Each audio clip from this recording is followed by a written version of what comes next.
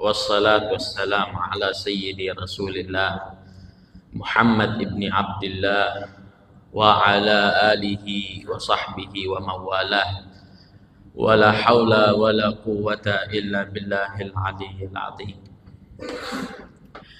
Subhanaka la ilma lana illa ma 'allamtana innaka antal alimul hakim. Rabbi shrah li sadri wa yassir li amri wahlul 'uqdatam min lisani yafqahu qawli wasaddid lisani wahdi qalbi bijahin nabi wa alihi amma ba'd.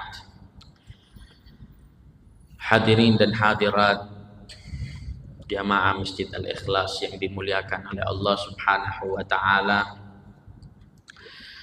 bersyukur kita kepada Allah Subhanahu wa ta'ala hari ini, subuh ini kembali kita dibangkitkan oleh Allah Subhanahu wa ta'ala dalam keadaan sehat walafiat, dalam keadaan dituntun untuk memulai hari kita dengan melaksanakan kewajiban kita bersama, yaitu salat subuh.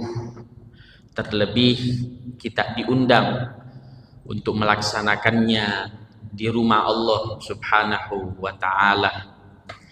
Maka semoga dengan pelaksanaan salat subuh ini Allah Subhanahu wa ta'ala sempurnakan hari kita dengan kebaikan, dengan rahmat, dan dengan inayah Allah Subhanahu wa ta'ala. Amin ya rabbal alamin.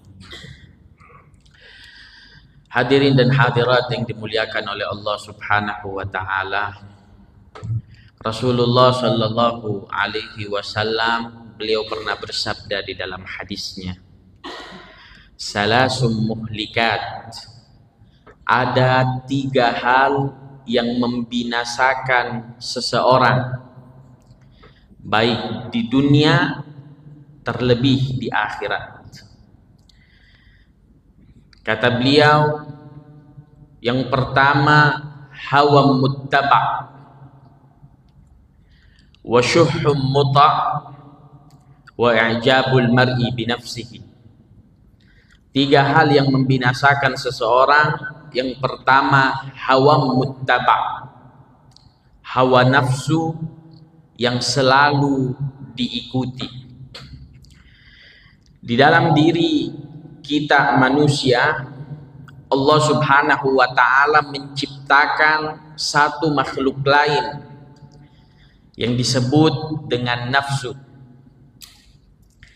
Dan nafsu ini sedari awal penciptaannya dia memang sudah membangkang kepada Allah Subhanahu wa ta'ala dan tidak ingin menuruti perintah Allah Subhanahu wa ta'ala. Itulah mengapa diriwayatkan ketika Allah Subhanahu wa ta'ala menciptakan seluruh makhluk, maka Allah panggil semua makhluk itu seraya Allah bertanya kepada mereka, man anta. Satu-satu makhluk itu dipanggil, kemudian Allah bertanya, siapa kamu? Maka semua makhluk menjawab dengan jawaban yang sama, anta rabbi wa ana abduk.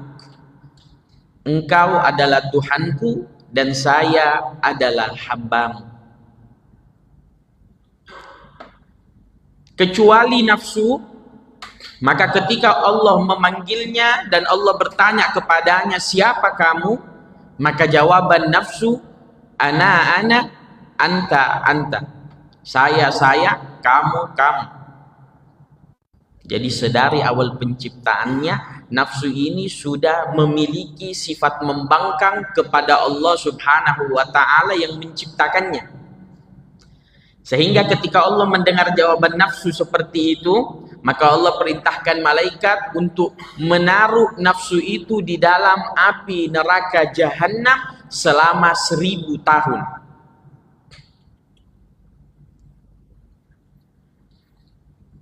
Setelah selesai 1000 tahun, ditenggelamkan nafsu itu di dalam api neraka Jahannam, ya, yang kita tahu bagaimana panasnya api neraka Jahannam.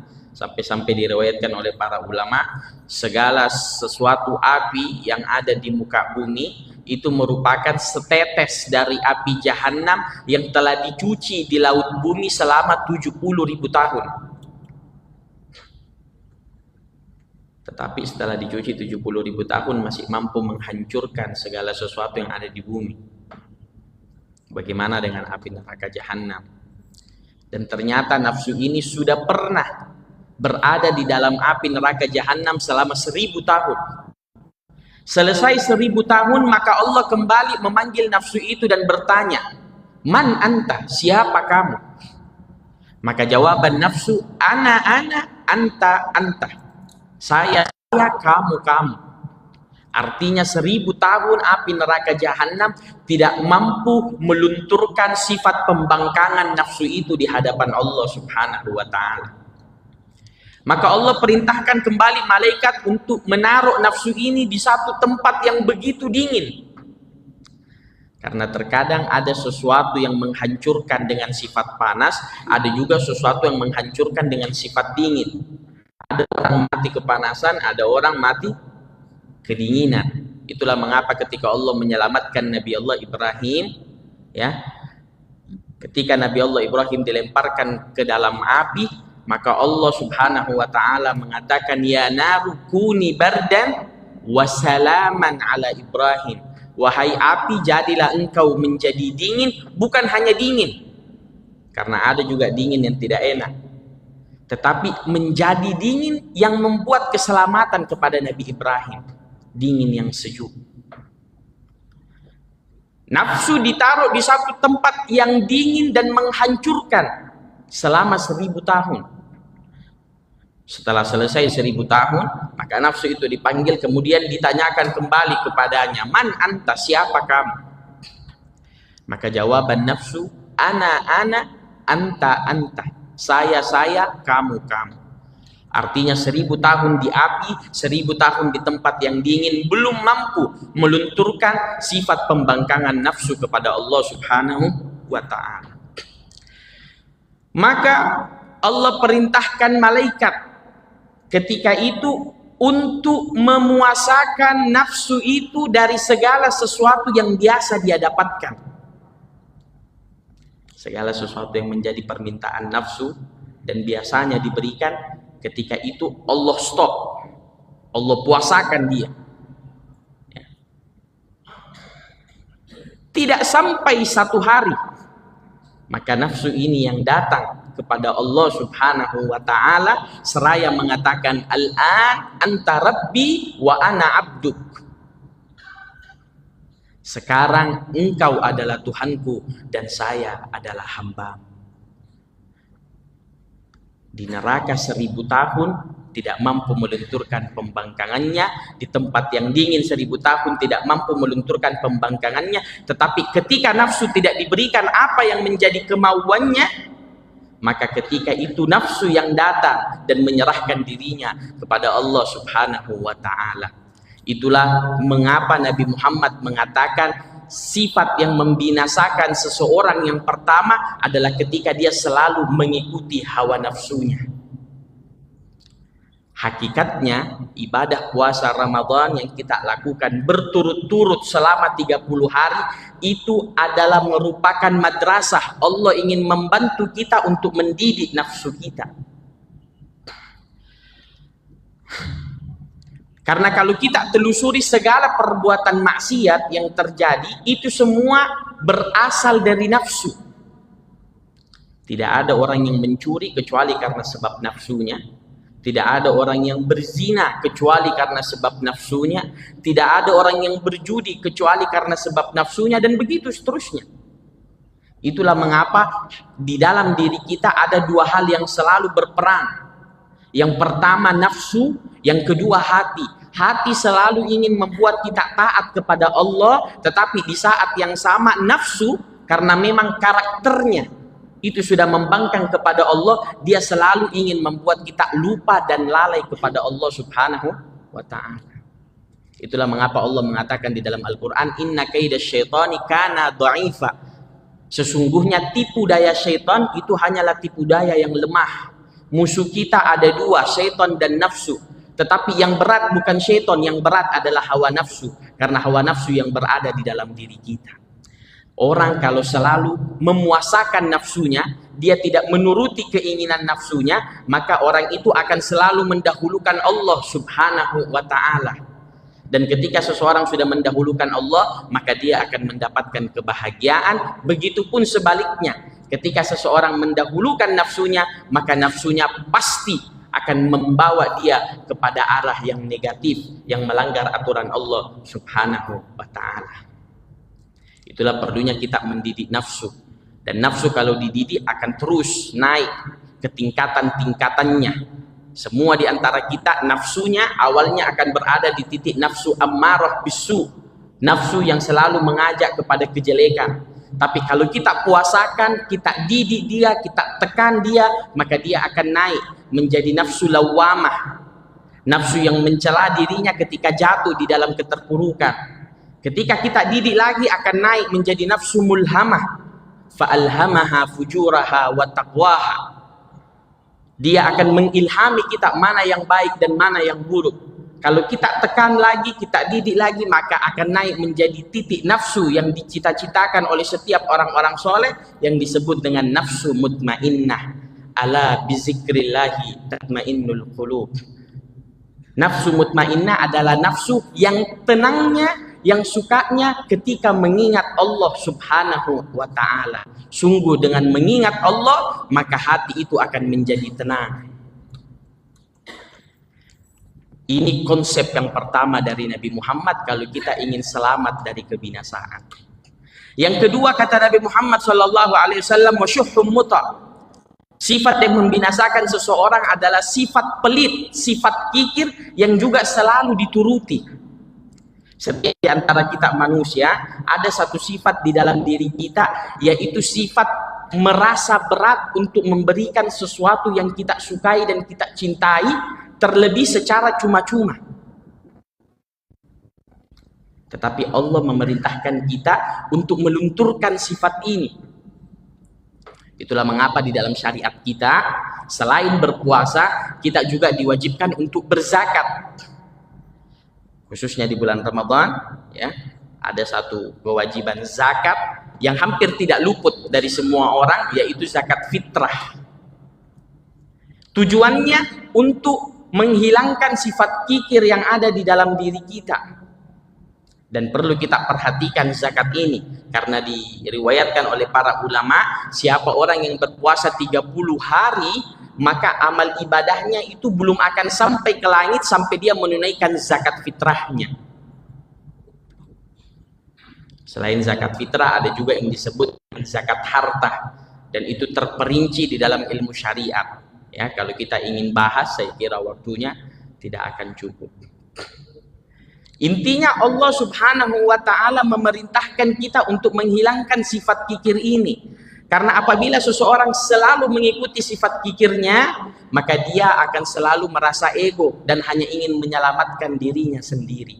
Itulah mengapa di dalam syariat dan di dalam hadis-hadis Nabi Muhammad begitu banyak memotivasi kita untuk berbagi kepada manusia. Bahkan Nabi Muhammad menganjurkan kita untuk memberikan buka puasa kepada sesama muslim, walaupun hanya dengan sepotong kurma. Satu kurma tak dibelah dua. Hanya untuk memotivasi kita untuk berbagi kepada sesama. Kalau kita tidak punya sesuatu yang lebih, tidak punya sesuatu yang luar biasa, kurma tak kita bagi dua kepada saudara, tak sudah dianggap berbagi kepada saudara kita. Terakhir, kata Nabi Muhammad SAW, sifat yang akan mencelakakan seseorang, i'jabul mar'i binafsihi. Ketika seseorang merasa bangga dengan sesuatu yang ada di dalam dirinya. Setiap di antara kita Allah berikan kelebihan dan Allah berikan kekurangan. Masalahnya kita lebih fokus untuk mencari kekurangan orang dibanding kekurangan diri kita, dan kita lebih suka membanggakan kelebihan kita dibanding harus mengakui kelebihan orang lain. Dan Allah subhanahu wa ta'ala mewanti-wanti orang yang selalu merasa bangga dengan apa yang dimilikinya, maka biasanya Allah akan hancurkan orang itu di saat dia merasa bangga dengan apa yang dia miliki. Ada di antara kita yang punya harta berlebih, ada yang punya ilmu berlebih, ada punya jabatan yang berlebih. Maka jangan kita menganggap itu adalah sebuah kelebihan, karena hakikatnya itu semua adalah titipan dari Allah Subhanahu wa Ta'ala. Marilah kita mengambil hikmah dari iblis. Iblis ini dahulu sebelum Allah menciptakan Nabi Adam merupakan makhluk yang paling bagus ibadahnya, melebihi ibadahnya para malaikat. Di dalam kitab tafsir Ibnu Katsir dikatakan iblis sampai-sampai pernah beribadah selama 128.000 tahun. Bahkan dikatakan tidak ada satu tempat di atas muka bumi kecuali sudah pernah digunakan bersujud oleh iblis. Sampai-sampai para malaikat dulu itu terkagum-kagum dengan iblis. Mereka kalau bertemu dengan iblis, mereka itu terkagum-kagum dan ingin melihat iblis karena ibadahnya yang luar biasa. Jadi kalau ada di antara kita yang merasa dirinya paling bagus ibadahnya, maka coba kita bandingkan ibadah kita dengan ibadahnya iblis. Tapi sayangnya, iblis ini memiliki satu sifat yang menghancurkan dia, membinasakan dia, yaitu dia merasa takjub dengan dirinya sendiri. Sampai-sampai ketika Allah perintahkan dia untuk sujud kepada Nabi Adam, iblis menolak, seraya mengatakan saya lebih baik dibanding dia. Saya terlebih dahulu diciptakan dibanding dia. Saya sudah beribadah ribuan tahun sebelum dia. Kenapa saya harus bersujud kepada dia? Maka ketika itu Allah mengatakan kepada iblis, hari ini aku akan laknat engkau sampai hari akhir. Allah tidak memandang ibadahnya yang jumlahnya ribuan tahun, karena sebab dia membanggakan sesuatu yang ada di dalam dirinya. Hadirin dan hadirat yang dirahmati oleh Allah Subhanahu wa Ta'ala, inilah merupakan 3 pesan dari Nabi Muhammad Sallallahu Alaihi Wasallam yang hakikatnya merupakan konsep kehidupan dari Nabi Muhammad. Itulah mengapa dikatakan orang yang berpegang teguh dengan ajaran Nabi Muhammad maka hidupnya pasti akan bahagia. Kenapa? Karena tidak ada yang dikatakan oleh Nabi Muhammad kecuali pasti kebenaran. Kalau 3 konsep kehidupan ini bisa kita ambil, kita menjauhkan diri kita dari hawa nafsu, kita lunturkan sifat kikir yang ada di dalam diri kita, dan kita selalu merasa diri kita tidak punya kelebihan. Berusahalah beramal dengan yang baik dan sebaik-baiknya tanpa merasa diri Anda baik. Dan jangan pernah meremehkan seseorang karena Anda tidak tahu siapa yang akhir hidupnya baik, apakah Anda atau mereka yang Anda rendahkan. Oleh karenanya para hadirin dan hadirat, mari sama-sama kita meminta kepada Allah Subhanahu wa Ta'ala agar Allah Subhanahu wa Ta'ala bantu kita menjadi orang-orang yang bisa mendidik nafsu kita, menjadi orang-orang yang mampu berbagi kepada sesama kita, dan menjadi orang-orang yang mengutamakan ridha Allah dibanding ridha manusia.